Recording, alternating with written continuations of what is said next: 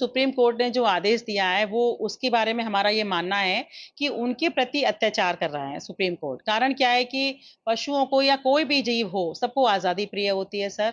वो shelter home में बंद कर नहीं रहना चाहता है, डॉग्स या कोई भी एनिमल। तो उनको ढंग से खाना तो या तो प्रोवाइड ढंग से हो या आज़ादी बहुत बड़े एरिया में हो। जगह-जगह शेल्टर होम है नहीं है कहीं भी हमारे देश में, ना गाँव में, ना शहरों में। हम इवन अलीगढ़ में देख लीजिए, कोई शेल्टर होम नहीं है। हमने एक प्राइवेटली छोटा-सा शेल्टर होम बनाया जहाँ पे पैरालाइज़ कुत्ते हैं। वहाँ ठीक होते हैं डॉग्स और भागने की कोशिश करते हैं। तो सर बंद के कोई भी जीव नहीं रहना चाहता, तो इसीलिए एनिमल लवर को ये थोड़ा ठीक नहीं लग रहा है कि उनके प्रति ये अत्याचार हो जाएगा और कुछ नहीं है सर। मुख्यमंत्री जी के नेतृत्व में इसी दिशा में आगे बढ़ रही थी।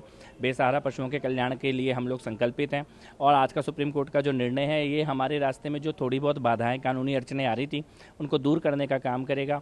पिछले कई सालों में दिल्ली की सरकार ने इस विषय को ध्यान से ही नहीं देखा और आज एक ये गंभीर समस्या बन चुका है।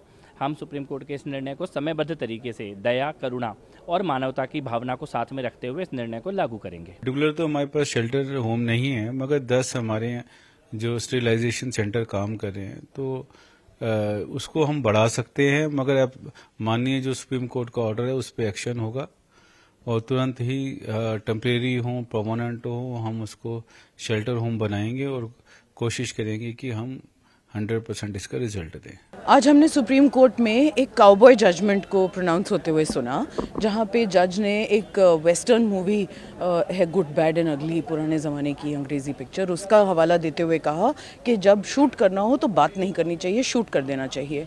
तो ये 10 लाख से ज़्यादा पशुओं को अफेक्ट करने वाला आज जो ऑर्डर उन्होंने निकाला है कि सबको पाउंड्स में बंद कर दिया जाए, सब कुत्तों को राउंड अप कर लिया जाए, और उन्होंने सुनने से भी मना कर दिया किसी और पार्टी को जो इंटरवेंशन इम्प्लीडमेंट एप्लीकेशंस के साथ खड़े थे, कोर्ट को असिस्ट करना चाह रहे थे, ये बताने के लिए कि इस डोमेन को कुछ कानून है जो गवर्न करते हैं, कुछ साइंस है जो गवर्न करती है, ये एक स्पीशीज़ की बात हो रही है।